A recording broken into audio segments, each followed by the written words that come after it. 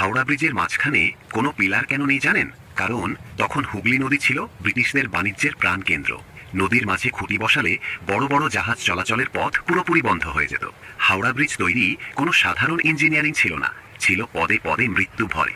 প্রথম বড় চ্যালেঞ্জ ছিল গঙ্গার নরম কাদামাটি। এই তাই ধরনের ব্রিজের ভিডিও ভিত পেতে শক্ত করতে আপনারা নদীর নিচে আমাদের এই 103 ফুট চ্যানেলটি গভীরে সাবস্ক্রাইব বিশাল করে কংক্রিটের রাখুন। কাঠামো বা কাইসান অবশ্যই বসাতে লাইক হয়েছিল। করুন জলের নিচে সেই আর এই খুঁটখুঁটে ভিডিওটি অন্ধকার আর শেয়ার মারাত্মক দিয়ে রাখুন। বায়ুচাপে কাজ করতে গিয়ে বহু শ্রমিকের নাক কান দিয়ে রক্ত চড়ে যেত, যাকে বলা হতো কাইসান ডিজিজ। দ্বিতীয় বিপদ আসে আকাশ থেকে। শুরু হয়ে যায় দ্বিতীয় বিশ্বযুদ্ধ। ইংল্যান্ড থেকে স্টিল আসা পুরোপুরি বন্ধ হয়ে যায়। তখন টাটা স্টিল এগিয়ে না এলে এই ব্রিজ তৈরিই হতো না।